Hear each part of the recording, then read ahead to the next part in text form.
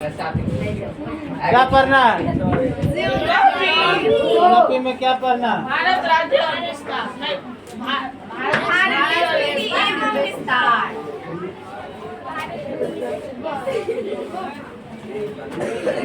तो स्थिति और विस्तार चल रहा है। कोई दिक्कत था? कोई दिक्कत आ रही? क्या मुस्कुरा रहे हो ज्यादा? क्या ला रहा?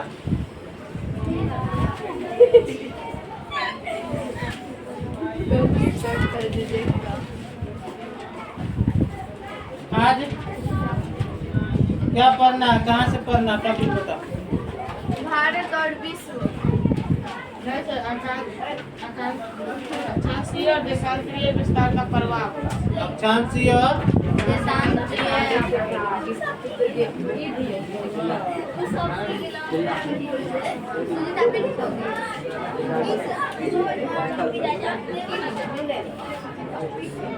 अक्षांशीय और देशांतरीय विस्तार का प्रभाव।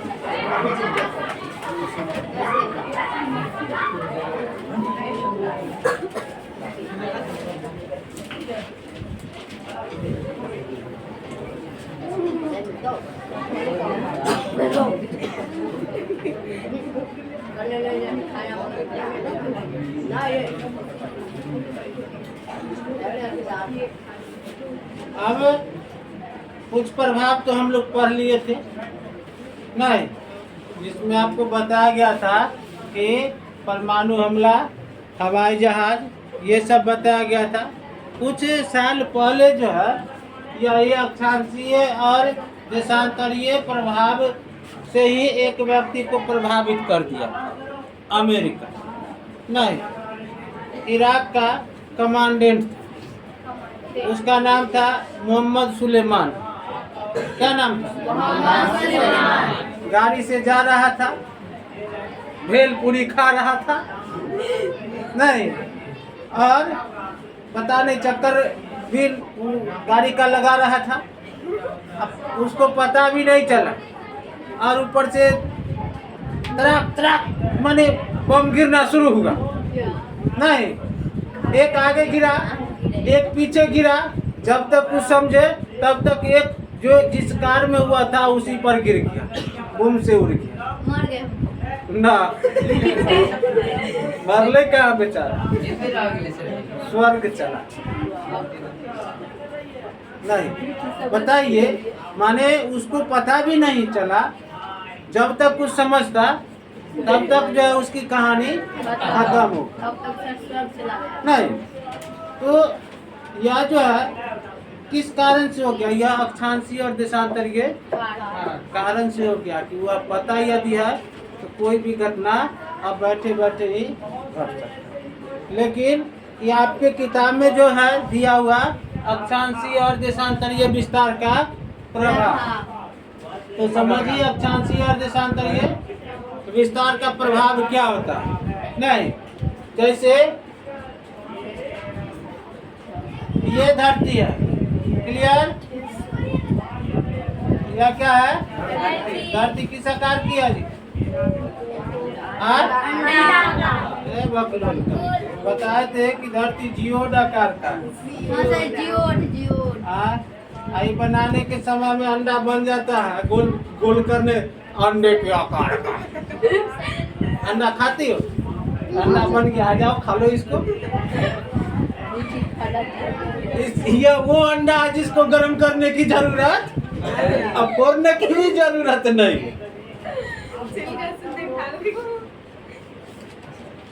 आप देखिए, यह है विषुवत, क्लियर? कितना डिग्री पर है जी विषुवत रेखा? 0 डिग्री पर है विषुवत रेखा नहीं। और कह रहा है कि धरती अपने अक्ष पर झुकी हुई है, कितना? 23.5 डिग्री झुकी हुई है। तो यह जो है 23.5 डिग्री और 23.5, यहाँ हम पृथ्वी को झुकाए नहीं है। पृथ्वी झुकेगी तो ऐसे झुकेगी ना, इस झुकाव के कारण जो है नहीं, यह धरती किसी की परिक्रमा करता। यह धरती जो है इसमें दो प्रकार की गति। एक गति को कहते हैं घूर्णन गति। घूर्णन गति नहीं, इसको दैनिक गति भी कहते हैं। इसको क्या कहते हैं? दैनिक गति। ठीक। और एक होता है वार्षिक गति। वार्षिक गति कहते हैं जब पृथ्वी सूरज की परिक्रमा करता तो वह एक साल में पूरा हो जाता, 365 दिन। बताएंगे और कुछ घंटे भी लगता है, बताएंगे धीरे धीरे। हमारे साथ कदम से कदम मिला के चलो। नहीं, आप प्रेम की गंगा बहा के चलो, गाना है ना। यहाँ तक क्लियर हुआ? धरती में दो प्रकार की गति होती है। एक तो यह धरती जो है क्या करता है, अपने अक्ष पर जो है वह सूरज की परिक्रमा करता। तो जब सूरज की परिक्रमा करेगा तो एक साल में करेगा तो उसको कहते हैं वार्षिक गति। और इसके अंदर जो है एक और गति है जो प्रत्येक दिन होता है, जिस कारण से दिन और रात होते हैं, जिस कारण से समय परिवर्तन हो जाता है, जिस कारण से बारिश होने लगती है, जिस कारण से गर्मी होने लगती है। समझे? उस गति को कहते हैं घूर्णन गति या दैनिक गति। बात समझ में आया? वर्षा हो गई, यह घूर्णन गति के कारण ही होता है। नहीं, आंधियां चलने लगी, घूर्णन गति के कारण ही होता, वो दैनिक गति के कारण होता है, न कि वार्षिक गति का। मौसम जो बदल जाता है या इसी के कारण। समझे? तापमान में भी अंतर आ जाता है इसी के कारण। बहुत सारे हैं। तो घूर्णन गति के कारण जो है, घूर्णन गति के कारण पृथ्वी पर दिन और रात भी होता है। पृथ्वी पर दिन और रात होता है किस गति के कारण? घूर्णन गति। इसके बाद कह रहा है कि इसमें एक वार्षिक गति भी है जो सूरज की परिक्रमा करती है। और यह कह रहा है कि अपने अक्ष पर जो है 23.5 डिग्री झुका है। 23.5 डिग्री क्या है? झुकाव। नहीं, उस झुकाव के कारण जो है 23.5 डिग्री जो पृथ्वी झुका हुआ है, उसी झुकाव के कारण जो है सूरज की जो रोशनी धरती पर आती है ना, तो वह जो है सो लंबवत 23.5 डिग्री तक ही जा सकता है। 23.5 डिग्री उत्तर या 23.5 डिग्री। किसके कारण? पृथ्वी के झुकाव के कारण सूरज की लंबवत किरणें कितना तक लंबवत पड़ सकती है, जा सकती है कितना डिग्री तक? 23.5 डिग्री उत्तर और 23.5 डिग्री दक्षिण। बात समझे? सुने होंगे कि उत्तरी गोलार्ध में सबसे बड़ा दिन, उत्तरी गोलार्ध में सबसे बड़ा दिन होता है 21 जून। नहीं, तो यह जो है अक्षांशीय, अब इस पर कर रहा है अक्षांशीय विस्तार का जो प्रभाव है वह कैसे है। तो सूरज की लंबवत किरणें हमेशा इसी जगह पर पड़ती। क्या समझ में आया? लेकिन क्या यह पृथ्वी 23.5 डिग्री जो झुका हुआ है, इस कारण से जो है कभी सूरज से दूर हो जाता है और कभी सूरज के नजदीक आ जाता है।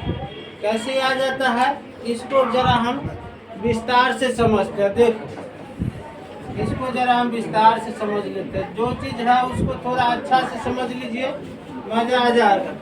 देखो, ये है बना दिए सूरज। क्या बना दिए जी? सूरज। नाम ना हाँ न तो निकल ही आ, जला दिया हमरे, पता चलते कहाँ निकलता। अरे नजदीक सूरज हमसे कितना 15 करोड़ किलोमीटर दूर है, तब ना नहीं जला पाता। आइए जाइए मेरे से कोनो निकल जाएगा तो जलिए जाएंगे हम।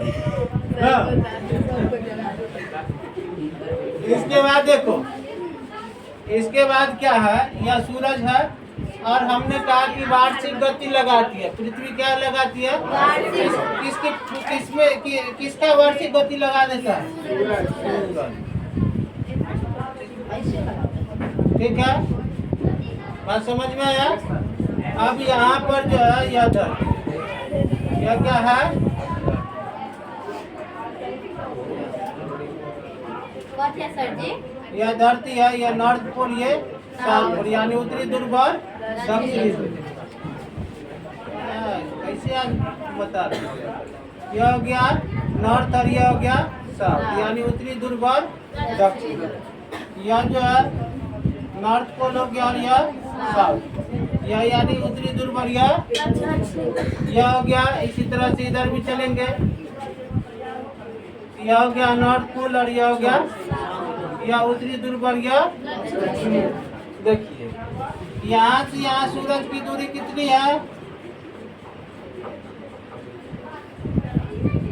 14,900 14 करोड़ 98 लाख। इतना ही लिखो ना, दशमलव दे करके करोड़ कर दो, करोड़ किलोमीटर। और यहाँ पर इसकी दूरी बढ़ गई कि कम गई? बढ़ गई। तो कह रहा है कि यहाँ पर है 15 करोड़, 15 करोड़ से ऊपर है, 15 करोड़ से ऊपर है, 15 करोड़ कुछ है, एक्यूरेट पता नहीं है हमको कितना, नहीं हाँ, यह 15 करोड़ से ऊपर है। तो दोनों को मिला करके बोला जाता है कि लगभग जो है सो 15 करोड़ किलोमीटर है। सूरज की दूरी 15 करोड़ या 14 करोड़ 98 लाख किलोमीटर जो है सो ऐसा थोड़ी बोलते हैं। पूछा जाता है तो सीधे बोल देते हैं कि 15 करोड़ किलोमीटर, यानी इधर कम है इधर ज्यादा है, दोनों को रेशियो मिला देंगे तो लगभग में माने बीच वाला जो है सो कितना में बना, तो बीच में जो है सो लगभग 15 करोड़ के आसपास आता है, तो बोला जाता है कि 15 करोड़ किलोमीटर। ठीक है। अब यहाँ देखो, हम कह रहे थे कि अक्षांश का प्रभाव क्या होता है। नहीं, अक्षांश का प्रभाव क्या होता है, इसको इस तरह से समझो। अब देखिए यहाँ की जो है सूरज की किरणें कहाँ तक जाएगी? इस पर आ रही है, कौन पोल पर आ रहा है जी? नॉर्थ पोल पर आ रहा है ना, साउथ पोल पर आ रहा है क्या? नहीं आ रहा है। और यहाँ पर देखिए तो यहाँ से सूरज की रोशनी कहाँ जा रही? नॉर्थ पर जा रहा है क्या? नहीं जा रहा। ये जो है यह जैसे उत्तरी ध्रुव में नहीं जा रहा लेकिन दक्षिणी ध्रुव में, यहाँ पर कि उत्तरी ध्रुव में तो आ रहा है लेकिन दक्षिणी ध्रुव में नहीं जा रहा। यह जो है दोनों पर बराबर जाएगा, यहाँ नॉर्थ पर भी जा रहा है बराबर और साउथ पर भी आ रहा है बराबर, यानी साउथ नॉर्थ दोनों पर क्या आएगा? बराबर। तो एक समान दिन होगा और एक समान, इसको कहा जाता है समद्विबा रात्रि। क्या कहा जाता है? समद्विबा रात्रि। समद्विबा रात्रि इसलिए कहा जाता है कि इस दिन यह जो है एक समान, माने जितना घंटे का दिन होगा उतना ही घंटे का रात। बात समझ गए? यह एक होता है 21 मार्च को, एक होता है 21 मार्च को और एक होता है 22 सितंबर को। सितंबर 21 मार्च और 22 सितंबर को।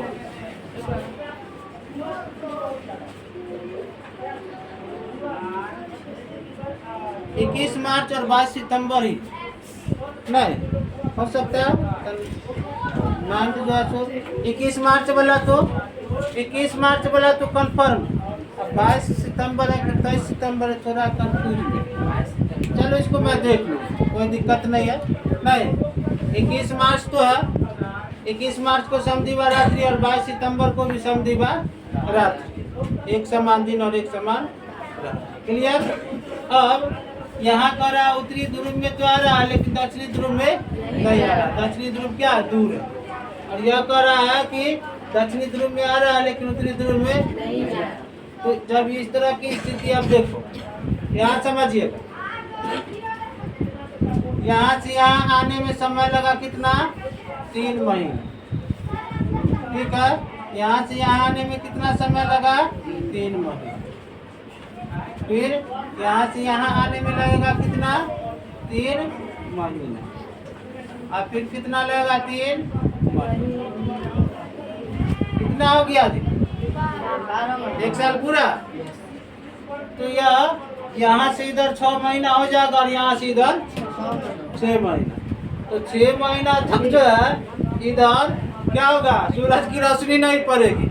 तो यह 6 महीने के लिए क्या हो जाएगा अंधेरा। 6 महीने के लिए क्या हो जाएगा अंधेरा।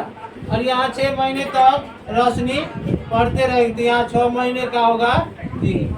यानी पूछा जाएगा यह उत्तरी ध्रुव है नहीं, यह क्या है उत्तरी ध्रुव है। तो ये कह रहा है कि जब इधर साउथ में रहेगा तब नॉर्थ में नहीं रहेगा, जब साउथ में रहेगा तब नॉर्थ में नहीं रहेगा, और जब नॉर्थ में रहेगा तो साउथ में रहेगा। तो यह इस तरह से होगा। तब यहाँ से एक क्वेश्चन बन जाता है ना कि 6 महीने का दिन और 6 महीने का रात कहाँ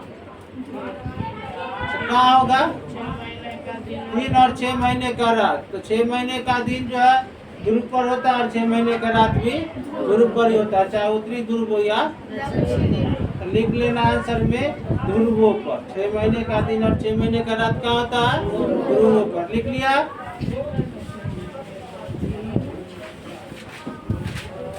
6 महीने का दिन और 6 महीने का रात कहाँ होता है ध्रुवों पर।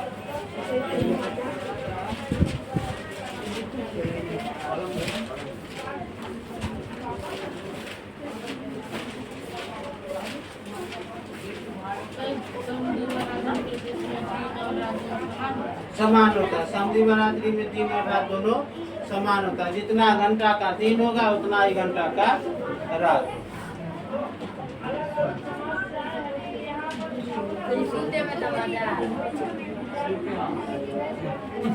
नींद के बहुत लेकिन चिंता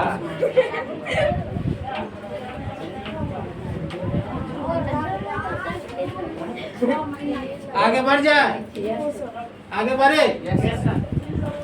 यहाँ तक क्या क्लियर हुआ। अब इसको जो है अब एक और फिगर के माध्यम से समझो। यह जो है एक फिगर के और माध्यम से अब समझिए। आप अपने किताब के माध्यम से कहाँ गया जी मिटाने वाले यार तुम्हें हद कर दिया आपने। डिब्बा गिर लो ना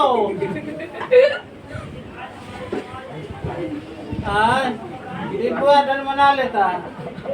यही चल रही है। आपको जब अध्याय 4 पर आ जाएगा ना, अभी जो हवाएं चल रही है ना, इस हवा के बारे में जानिएगा कि कैसे जो है इतनी तेज चल रही है और शुष्क हवा चल रही है। अभी ये ओट फटता देखते हो ठंडी महीना में ओट फटते हुए, अभी फटता है फिर कुछ दिन के बाद नहीं फटेगा। बताया जाएगा अध्याय 4 अध्याय का में।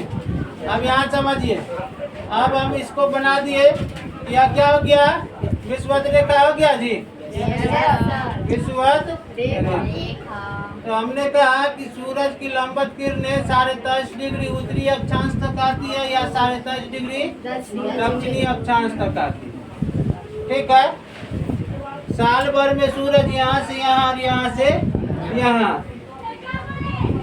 तो जब सूरज जो है 21 जून को यहाँ रहता है, कितना 21 जून किस रेखा पर रहती है? इस रेखा का क्या नाम है जी? इसका नाम बताइए। क्या नाम है? कर्क रेखा। क्या नाम है? कर्क रेखा पर सूरज कब लंबा चमकती है? 21 जून को। मकर रेखा। 23 सितंबर 23 नहीं 23 सितंबर नहीं दिसंबर। ये 23 दिसंबर ये 23 दिसंबर को यहाँ पर सूरज लंबा चमक। कर्क रेखा आगे चाहे मकर रेखा। यहाँ देखो अब एक कह रहा है कि कर्क रेखा पर जो है 21 जून को चमक रहा है, यानी 21 जून को सूरज यहाँ है। इसके बाद यह यहाँ से किधर की ओर जाएगी? यहाँ पर पहुँचेगी। यहाँ पहुँच जाएगी सितंबर में 22 सितंबर नहीं 22 हिंदी में लिख देते हैं ठीक है। सितंबर के बाद अक्टूबर नवंबर कब पहुंच गया? हिंदी में लिखना है। क्लियर? हे ध्यान यहाँ दो। 21 जून को जब यहाँ सूरज लंबा चमकती है, अभी क्या है? अभी आज कितना तारीख है? 21 अप्रैल। अभी 21 अप्रैल है, फिर मई आएगी, उसके बाद जून आएगी। देखो हमारा भारत जो है किस गोलार्ध में? उत्तरी गोलार्ध में। यहाँ पर भारत है ना, यहाँ पर ना भारत भारत यही ना है, भारत यही ना है। ध्यान याद, भारत यहाँ है। कह रहा है कि 21 जून को सूरज जो है सो लंबा चमकेगी कहाँ? अरे यहाँ पर नहीं है, गलती हो गया। यहाँ जो है तो भारत एकता को बनाना हो, बनाइए सर जानिए एकता को न बनाना। भारत को कर्क रेखा जो है सो आधा न करता, तो कर्क रेखा तो लगता है क्या कि ज्यादा दूर हो गया कर्क नीचे बनाइएगा सर, तभी ये ठीक बनेगा। इसी को जो है थोड़ा सा नीचे कर दे। अरे यहाँ पर समझना है, केवल समझो ना। पहले कितना अच्छा से बना। ठीक है। अब यह कह रहा है कि यहाँ भारत है उत्तरी गोलार्ध में। भारत किस गोलार्ध में? उत्तरी गोलार्ध में। भारत किस गोलार्ध में है? उत्तरी गोलार्ध में। तो 21 जून को जो है यहाँ पर लंबा चमकेगा ना सूरज की किरणें लंबा। तो अभी क्या है? अप्रैल है, तो मई जून 2 महीना बचल है। तो हो अभी जो है सूरज की लंबा किरणें यहाँ पर चमक रही है, नहीं यहाँ पर चमक रही। धीरे धीरे हमने नजदीक आते जा रहा है और यहाँ गर्मी बढ़ते जा रहा है। आग के निकट जो है, आग हमरे निकट आ रहा है, तो गर्मी बढ़ेगा कि कमेगा? बढ़ेगा ना। तो सूरज जो है यह तो जलता हुआ आग का पिंड है। सूरज क्या है? जलता हुआ आग का पिंड है। तो यह जो पिंड है, जैसे जैसे हमारे निकट आएगा वैसे वैसे तापमान बढ़ते जाएगा, गर्मी बढ़ते जाएगी। इस कारण से गर्मी बढ़ते जा रहा है। नहीं, 21 जून को यहाँ चमक रहा है, 22 सितंबर को यहाँ चमकेगा, फिर 23 दिसंबर को यहाँ चमकेगा, 24 को यह स्थान छोड़ेगा। 24 को क्या होगा? यह स्थान छोड़ेगा, पहुँचेगा यहाँ। कब पहुँचेगा? 21 मार्च। कब पहुँचेगा? 21 मार्च। और फिर यहाँ से यहाँ पहुँचेगा, फिर 21 जून। अब देखिए यहाँ से अब एक क्वेश्चन बन गया आपके लिए एक क्वेश्चन बन गया, जो बहुत ही कंपटीशन लेवल की क्वेश्चन है, समझे? कंपटीशन लेवल की बहुत सारे कंपटीशन में पूछता है कि यह कौन सी रेखा? विषुवत रेखा पर वर्ष में कितने बार सूरज की किरणें लंबवत चमकती है? क्या बार चमका? क्लियर हो गया? हो गया? समझदार हो? लिख लो इसको प्रक्षिणा। हम समझाएंगे, सब जब समझ रहा है तो लिखो। कलम खत्म हो गया तो लो ना।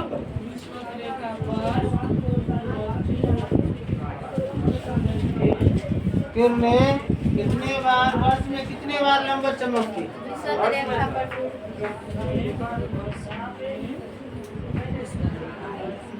विषुवत रेखा पर सूरज की लंबवत किरणें वर्ष में कितने बार चमकती है?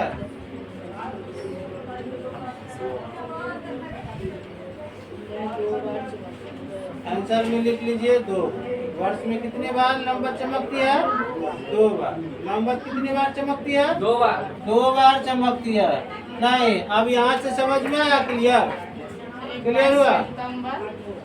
22 सितंबर और 21 मार्च। तब के ना हमको इसी में डाउट है। अच्छा, कल डाउट क्लियर कर दिया जाएगा। हाँ, तब तक लिखिए ना, जब तक लिखा रहे तब तक लिखिए। कल डाउट जो है सो कहने हमको थोड़ा लग रहा है कि यहाँ पर कुछ मिस्टेक हमसे हो रहा है। नहीं, कोई बात नहीं है, पहले सुधर जाएगा। मिस्टेक होगा तो नहीं होगा तो कोई बात ही नहीं है। नहीं, आगे बढ़े।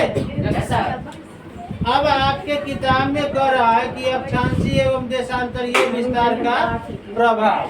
अब देखो, सूरज से जैसे जैसे हम नजदीक आ रहे हैं वैसे वैसे गर्मी बढ़ रही कि कम रहा। तो जब यहाँ से, जब कर्क रेखा से जो है मकर रेखा से, कहाँ से, जब मकर रेखा से सूरज विषुवत रेखा की ओर चलेगा, जब मकर रेखा से सूरज किस ओर चलेगा, तो विषुवत रेखा की ओर चलेगा तो मकर रेखा से दूरी बढ़ते जाएगी कि घटते जाएगी। तो इधर रोशनी ज्यादा होगा कि कम, रोशनी कम होगी तो यहाँ पर गर्मी कम रहेगा, तापमान कम जाएगा, और इधर की ओर बढ़ते जाएगा तो तापमान बढ़ते जाएगा। नहीं, तो अक्षांशीय विस्तार का जो है तो प्रभाव किस पर पड़ गया, अक्षांशीय विस्तार का प्रभाव किस पर पड़ा, किस पर पड़ा, नहीं समझ में आया। क्या बढ़ रहा है क्या कम रहा है, तापमान बढ़ रहा है और तापमान, तो इससे अक्षांशीय विस्तार कर रहा है। विषुवत रेखा से कोई देश जितनी दूरी होगी वहाँ उतना कम तापमान, विषुवत रेखा से कोई देश जितनी दूरी पर रहेगा उतना कम तापमान होगा, और जितना विषुवत रेखा के नजदीक रहेगा उतना ही तापमान अधिक होगा। केरल के लोगों को देखते हैं, हाँ, काला होता है तापमान का असर, किसका असर है, तापमान का। तू कहाँ देख लो केरल, साउथ इंडियन फिल्म बहुत देखती हो। नहीं, एगो बात है, देखते हो मारता है बॉक्सिंग आदमी कहाँ से कहाँ उलट जाता, हम लोग मारते तो उलटता ही नहीं, बेचारे हमको मारा नहीं। तब सबसे खतरनाक चीज देखते हैं क्या, एक हाथ मारेगा पता चलेगा, ऐसे मारा, कोई फिल्म देख रहे थे, एक हाथ ऐसे मारा, वो स्कॉर्पियो का चारों चक्का छिड़िया गया। बताओ यार, इसके हाथ से आदमी मारा तो स्कॉर्पियो जो है वो अपना नट बोल्ट जो भुला गया करने, नहीं वो छिड़िया गया। आदमी को मारता तो फिर उठ गया था, फिर कहता हम लड़ेंगे तुमसे, वो नहीं छिड़ियाता, ये कैसे हो, ये हमको समझ में नहीं आ रहा। सर जी आप फिल्म में जाए तो समझ में आएगा। हाँ, फिल्म में जाएंगे, शूटिंग करेंगे तो अब समझ में आएगा ना। खाली नाच कीजिएगा सर जी।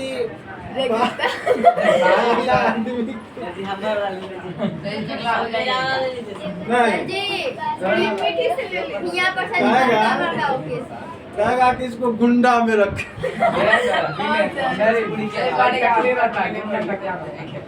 चलिए आगे बढ़े,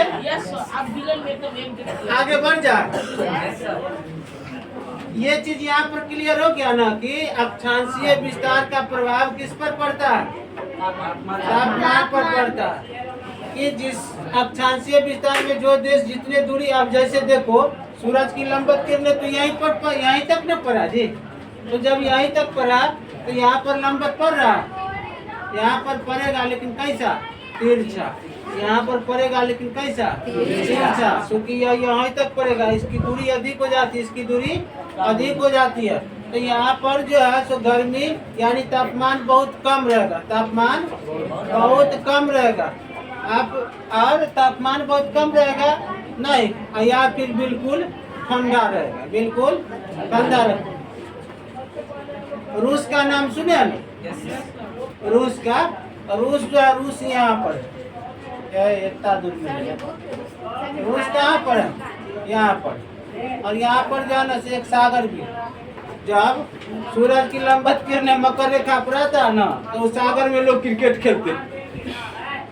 एक सागर है, नदियाँ हैं, नहीं क्या है कि जब सूरज जो है मकर रेखा पर लंबवत पड़ने लगता है, मकर रेखा की ओर बढ़ने लगता है, तो यहाँ पर दूरी बढ़ न गया जी, इसकी और सूरज की दूरी बढ़ गया, और जब दूरी बढ़ गया तो यहाँ पर जो है तापमान क्या होगा, बहुत ही नीचे आ जाता है, इतना न नीचे आ जाता है कि वो जो पानी जो है वो जम जाता है, क्या बन गया, बर्फ बन गया, जम कर तो बर्फ बन जाता है। लोग उस पर खेलने के लिए आते हैं, क्रिकेट खेलते हैं, बड़ी मजा।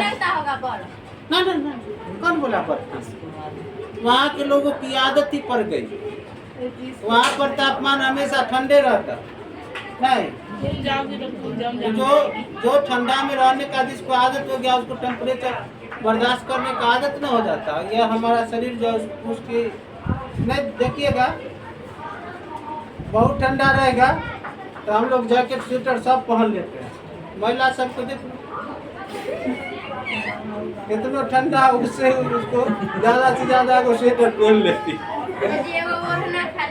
एक ओढ़ना देखो एक ओढ़ना और देती हो गया बात खत्म। नहीं उनको कहते आदत होगी आने का। चलो ये क्लियर हुआ। किस पर गया प्रभाव? तापमान पर माने जैसे जैसे अक्षांशीय विस्तार जैसे जैसे बढ़ते जाएंगे वैसे वैसे तापमान घटेगा कि बढ़ेगा? जैसे जैसे विषुवत रेखा से दूरी बढ़ते जाएगी तापमान बढ़ेगा कि घटेगा? और विषुवत रेखा के नजदीक आएंगे तो ध्रुवों पर तापमान कितना रहेगा? बहुत कम या फिर भी ठंडा रहेगा। नहीं या तो बहुत कम रहेगा या ठंडा रहेगा। इसके बाद देखो अब देखिए अपने देश में चलते हैं। अपने देश में चलते हैं। अपना देश भारत। अपना देश का भारत। हम लोग बचपन में पढ़ते थे हमारा देश भारत नदी गोदावरी गंगा लिखा भूगोल पर युग में हमारा क्षेत्र। चलो यहाँ पर एक छोटा सा बना लेते हैं। यहाँ पर एक छोटा सा बना लेते हैं भारत।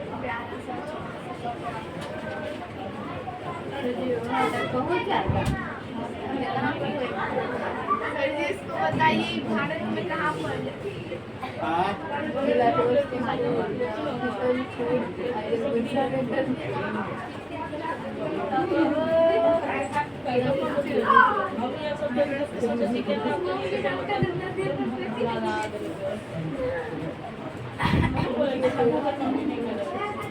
देखो यह हमारा भारत है।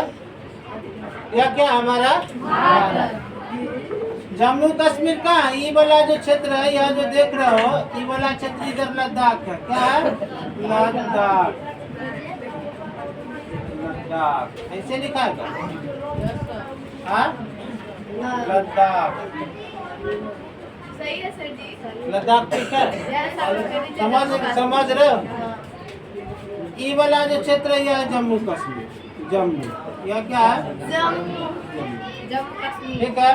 ऊपर वाला लद्दाख और इधर वाला जम्मू कश्मीर। और यहाँ पर जो केरल है यहाँ पर क्या है? और ये वाला जो है सो तमिलनाडु। तमिलनाडु ठीक है। क्या है? तमिलनाडु। जम्मू हो गया है केरल हो गया ये तमिलनाडु। आप बताइए आप सुने होंगे कि जम्मू कश्मीर में बर्फ गिरता है। बर्फ गिरती है कभी सुना कि केरल में बर्फ गिरता है? तमिलनाडु में बिहार में नहीं ना सुना। क्यों? कारण क्या है? रीजन क्या? ये ज्योग्राफिकल रीजन है। यह क्या है? ज्योग्राफिकल रीजन है। ज्योग्राफिकल कारण है। समझे कि क्यों नहीं गिरता। अब देखो यहाँ पर ध्यान दो। यह जो है केरल जो है सो देखो किसके निकट है? सूरज की किरणें लंबवत तो पड़ती रहती है। यहाँ जाएगा फिर भी गर्मी रहेगा और इधर आएगा फिर भी यहाँ से तो इसकी दूरी कम है ना। तो यहाँ पर जो है तापमान हमेशा क्या होता है? ज्यादा रहता। और यहाँ पर जो है सो हमेशा यह सूरज से क्या रहता है? दूरे रहता। तो यहाँ पर जो है सो तापमान हमेशा कम रहता नहीं। तो यह जो है एक कारण है। एक और कारण है वहाँ पर बर्फ गिरने का। एक और कारण है अध्याय 4 में बताइए। अभी नहीं अध्याय 4 बड़ी मजा आएगा जब अध्याय 4 पर आएंगे पूरा का पूरा। समझे? तो अक्षांशीय विस्तार का एक प्रभाव समझे क्या हुआ कि तापमान कम और ज्यादा किसके कारण रहेगा? अक्षांशीय विस्तार के कारण ही क्या होगा? तापमान कम और ज्यादा रहेगा। किसी स्थान पर तापमान कम है, किसी स्थान पर तापमान ज्यादा है, तो यह किसके कारण से रहेगा? अक्षांशीय विस्तार के कारण से रहेगा। समझे? अब जब यहाँ गर्मी रहेगा तो यहाँ के लोग क्या जैकेट पहनेंगे? तब उजला कलर रजाई ओढ़ लेंगे। सर और का देखिएगा। अभी जो है कहेगा आप लोग को कि बुआ रजाई और कसूत, कहेगा कि ये आदमी पगला गया यार, इसको पता नहीं है कि गर्मी नहीं। और ठंड के मौसम में कहा जाएगा तो ओढ़ के सोएंगे। दिन का तो छोड़ दीजिए, दिन का नहीं, रात का तो छोड़ दीजिए, दिन में भी लोग रजाई ओढ़ के सो जाते हैं नहीं। तो यहाँ जो है कपड़ा पहनना, कपड़ा में जो है क्या हो जाएगा? परिवर्तन हो जाएगा। यहाँ के लोग जो कपड़ा पहनेंगे वह यहाँ के लोग कपड़ा नहीं पहनेंगे। यहाँ पर ठंडा रहेगा तो यहाँ के लोग गर्म खाना खाएंगे। गर्म खाना का मतलब होता है बना कर क्या गर्मे खा लेना। क्या होता है? जो मांस मछली है ये सब जो यहाँ के लोग खाएंगे। और यहाँ गर्मी अधिक होती है, यहाँ पर मांस मछली कम खाना है, ज़्यादा नहीं। क्योंकि एक तो सूरज का हीट रहेगा, ऊपर से शरीर में जो हीट आएगा, दिन में हीट टकरा जाएगा, आदमी ये ब्लास्ट हो जाएगा ना, माने तबीयत खराब हो जाएगा, परमाणु के जैसे फट नहीं जाएगा, क्या होगा? तबीयत बिगड़ जाएगा। इसलिए गर्मी में गर्म खाना, माने गर्म का मतलब क्या बोले? मांस मछली ये सब जो है, अंडा ये सब न के माने खाना है, मन कर गया तो बहुत कम, न के बराबर खाना। क्या समझा? तो यहाँ खान पान में, यहाँ के खान पान और यहाँ के खान पान में अंतर हो गया। किस कारण से हो गया? अक्षांशीय विस्तार के कारण हो गया। पहनावा और हवा में दिक्कत, ये क्या हो गया? परिवर्तन जो है, तो यहाँ पर कोई कुछ और यहाँ पर उसको ही प्रभावित कर दिया। कौन? अक्षांशीय विस्तार नहीं। तो इस तरह से अक्षांशीय विस्तार का प्रभाव जो है, एक तो तापमान पर पड़ गया, दूसरा खान पान पर पड़ गया, तीसरा वेशभूषा पर भी पड़ गया। क्लियर?